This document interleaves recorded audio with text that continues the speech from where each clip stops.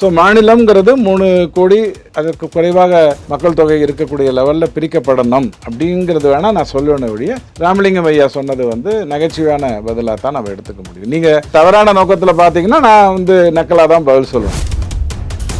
நிலப்பத்திரங்கள் கையெடுக்கப்பட்டு அதுக்கப்புறம் அமராவதிங்கிறத டிக்ளேர் செய்யப்பட்டு இதுக்கு பின்னாடி ஒரு ஊழல் இருந்தது. அதில் எந்த ஒரு மாற்று கருத்தும் எனக்கு இல்லை, சொல்வதில் எனக்கு இல்லை. நான் ரொம்ப க்ளோஸாக ஏபிசிஆர்டிஏவும் மற்றதையும் நான் பார்த்துருக்கிறேன். பணம் வாங்கினதெல்லாம் பார்த்தீங்களான்னு கேட்க, நாளைக்கு தமிழ்நாடு 2ஆக பிரிக்கப்பட்டதுன்னு சொன்னால் திமுக அப்படிங்கிறது கொங்கு மண்டலத்தினுடைய ஏரியாவுக்கு சம்பந்தப்படாமல் இருக்கும். ஏன்னா அவங்க கவனிச்சுக்கல. ஐயா, இஸ்லாத்தில் ஒரு குறிப்பிட்ட நண்பர்களுக்கு இந்த நாடு அவர்களிடம் இருந்தது, நீங்கள் பறிச்சுட்டு போயிட்டீங்க, கொஞ்ச நாள் ஜாலியாக இருங்க, அதுக்கப்புறம் எல்லாரையும் சீவிடுறோம். தெய்வத்துக்கு கட்டுப்பட்டவங்க, மதத்துக்கு கட்டுப்பட்டவங்க. ஆனால் இன்னைக்கு என்ன நிலைமை இருக்கு அப்படின்னு கேட்டால், 3வது இடத்தில் இந்தியாவில் அதிகமாக நிலம் வைத்து கொண்டிருக்கின்ற ஒரு அமைப்புன்னு கேட்டால் அது வக்ஃப். இன்னைக்கு 200 டிஸ்ட்ரிக்ட்ல ஹிந்துஸ் மைனாரிட்டி, 9 மாநிலத்தில் இந்துக்கள் மைனாரிட்டி. இது நல்லது.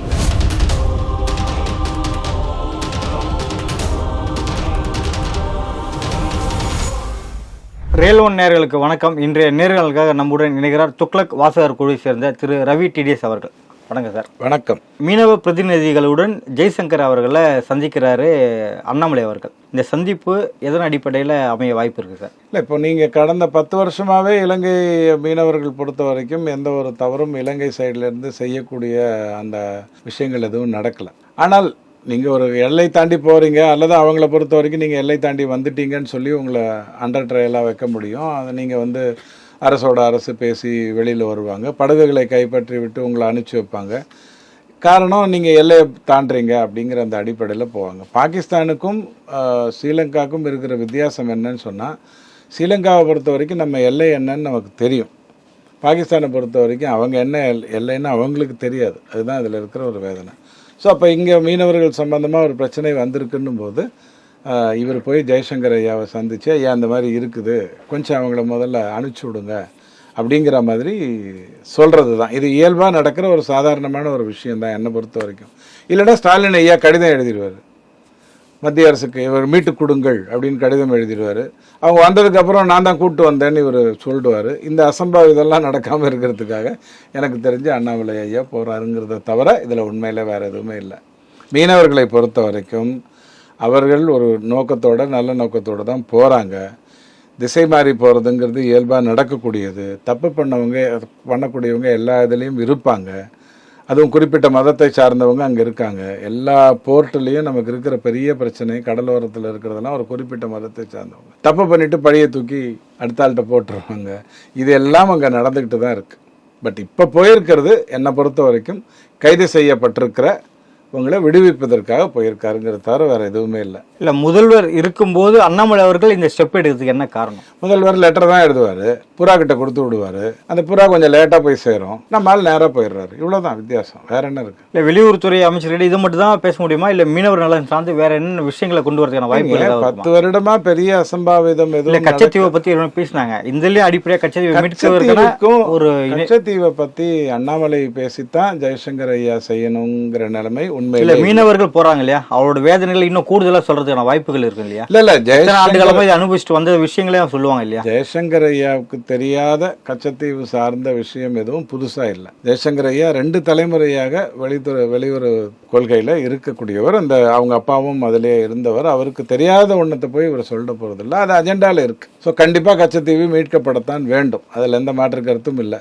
அதை இலங்கையே வச்சுக்க அப்படின்னு சொல்ற மாதிரியான சூழ்நிலைக்குள்ள கொண்டு வரணும். என்னை பொறுத்த வரைக்கும் அதுக்கும் இதுக்கும் சம்பந்தம் இல்லை, கண்டிப்பாக வாய்ப்பு இல்லை. கோவை மேயர் ரங்கநாயகி, நெல்லை மேயர் ராமகிருஷ்ணன் 2 பேரையும் திமுக தேர்வு பண்ணிட்டாங்க. ஸோ இது எப்படி பார்க்குறீங்க சார்? அதுவும் அமைச்சர் கே நேரு சமாதானத்தை படுத்தி தான் ரங்கநாயகியை முன்மொழிகிறாங்க. வேற எப்படி பண்ண முடியும்? குறுநில மன்னர் சொல்லாமல் நீங்கள் எப்படி பண்ணிட முடியும்? குறுநில மன்னர் என்ன சொல்றாரோ அதுபடி தான் நடக்கும். அவர் தான் ஏற்கனவே சாசனம் எழுதி கொடுத்துட்டாரு. இன்பநிதி ஐயா முதலமைச்சராக வந்தாலும் அவர் கீழ் பணியாற்றுவதில் நான் பெருமைப்படுகிறேன்னு எழுதி கொடுத்துட்டாரு முகலாய மன்னருக்கு. முகலாய மன்னருக்கு எழுதி கொடுத்தாச்சு, குறுநில மன்னர் டீல் பண்றாரு. இதுல ஒன்றும் பெரிய ஆச்சரியம் ஒன்றும் இல்லை. என்னை பொறுத்த வரைக்கும் ஒரு அரசு நடத்துவதற்கு, ஒரு ஆட்சி நடத்துவதற்கு இந்த உள்ளாட்சி எல்லாம் வந்து இயல்பாக இருக்கணும். சண்டை போட்டுக்கிட்டு இருக்கிற மாதிரி இருக்கக்கூடாது.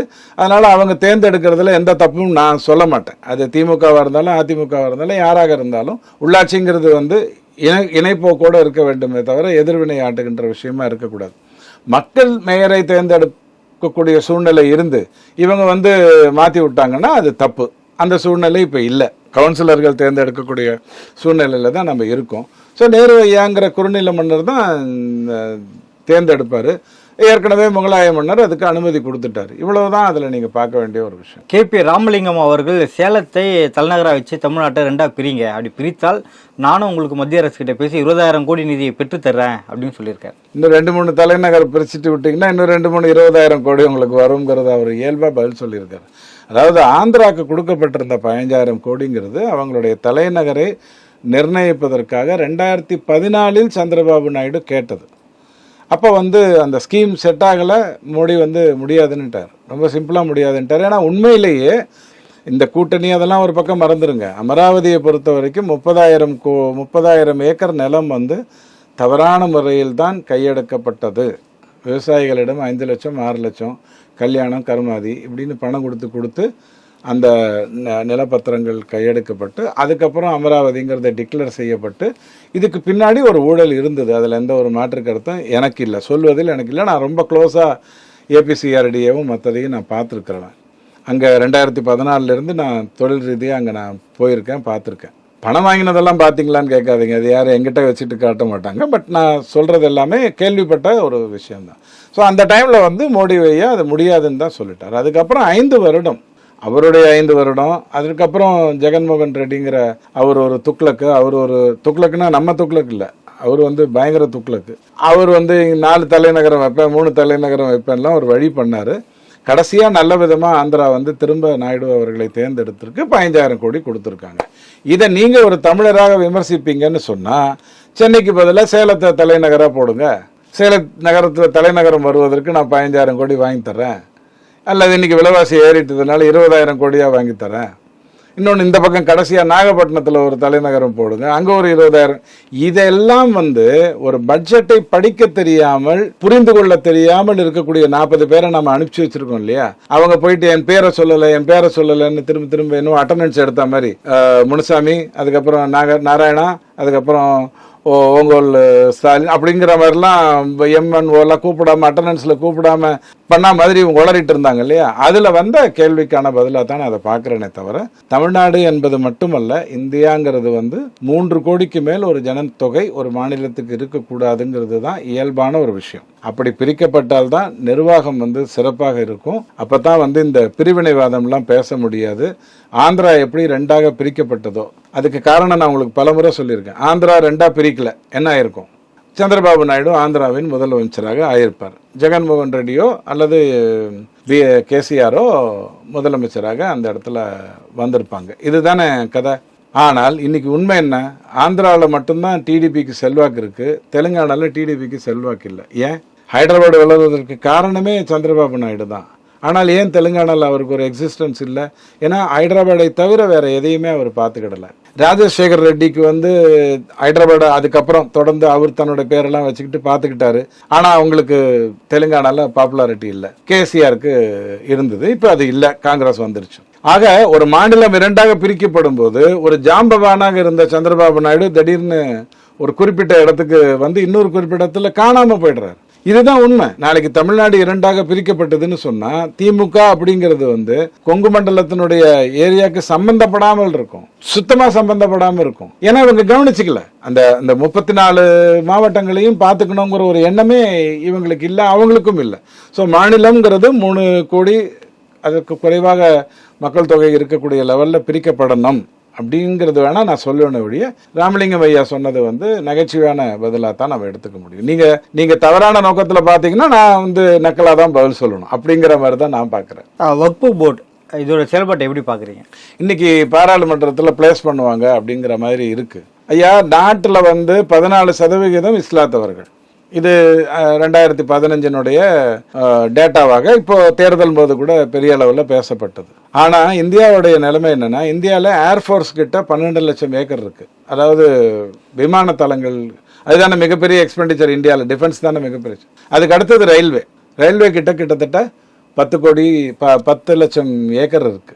ரயில்வே கிட்ட 10 லட்சம் ஏக்கர் எதனால் இருக்கு? ஒரு தண்டவாளம் போகணும்னா அதெல்லாம் ரயில்வேதாக இருந்தால் தானே அந்த ரயில்வே வந்து நடத்த முடியும். அது ராமசாமிக்கும் முனுசாமிக்கும் இருந்ததுன்னா பர்மிஷன் வாங்கிட்ட வண்டி ஓட்ட முடியும். மூன்றாவதாக இருப்பது வஃப்து போர்டு கிட்ட. இஸ்லாத் சகோதரர்களுடைய அந்த நில விஷயங்களை, மற்ற விஷயங்களை நிர்வகிக்கின்ற வஃப்து போர்டு கிட்ட இந்தியாவிலேயே டிஃபென்ஸுக்கு பிறகு, ரயில்வேக்கு பிறகு யார்கிட்ட அதிக நிலம் இருக்குன்னு கேட்டால் 8 லட்சம் ஏக்கர் வஃப்து போர்டு கிட்ட இருக்கு. இது எவ்வளவு பெரிய அநியாயம், எவ்வளவு பெரிய துர்பாக்கியம்.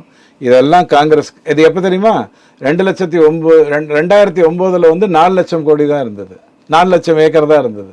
அப்படியே 4 வருஷத்துக்குள்ள அவங்களோடது வந்து டபுள் ஆயிடுச்சு. இன்னைக்கு தேதிக்கு 8 லட்சம் வச்சிருக்காங்க. நாளைக்கு நீங்கள் நிலம் வாங்க போனீங்கன்னு சொன்னா வஃப்து போர்டில் போய் பர்மிஷன் வாங்கிட்டு வாங்கன்னு சொல்லுவாங்க. இந்தியாவுடைய மெஜாரிட்டி மைனாரிட்டிங்கிற அந்த ஆங்கிள் பேசல. இந்தியருடைய நிலம் வாங்கணும்னு சொன்னாலோ, நிலம் விற்கணும்னு சொன்னாலோ, இல்ல அது ஏற்கனவே வஃப்து போர்டு எடுத்துக்கிச்சு, நீங்க போய் அங்க அப்ரூவல் வாங்கிட்டு வாங்க, இந்த என்ஓசி வாங்கிட்டு வர சொல்லுவாங்கல்ல. கர்நாடகாவிலேருந்து தமிழ்நாடுக்கு நீங்கள் லைசன்ஸ் மாற்றணும்னா என்ஓசி வாங்கிட்டு சொல்லுவாங்கல்ல. அந்த மாதிரி உங்கள் நிலத்தை நீங்கள் விற்பதற்கு வஃப்து போர்டினுடைய இது வாங்கணுங்கிற அளவுக்கு கொண்டு வந்து விட்டுருவாங்க. இதில் லீகலாக வந்தது ஒரு பக்கம், இல்லீகலாக வந்தது ஒரு பக்கம். இதைத்தான் நாங்கள் திரும்ப சொல்கிறோம். ஐயா, இஸ்லாத்தில் ஒரு குறிப்பிட்ட நண்பர்களுக்கு இந்த நாடு அவர்களிடம் இருந்தது, முகலாய நாடாக இருந்தது. நீங்கள் பறிச்சுட்டு போயிட்டீங்க, கொஞ்ச நாள் ஜாலியாக இருங்க, அதுக்கப்புறம் எல்லாரையும் சீவிடுறோம் அப்படிங்கிற மாதிரியான ஒரு அணுகுமுறையில் தான் அவங்க செயல்படுறாங்க அப்படின்னு திரும்ப எடுத்து சொல்கிறோம். இது பிரிவினைவாதம் இல்லை.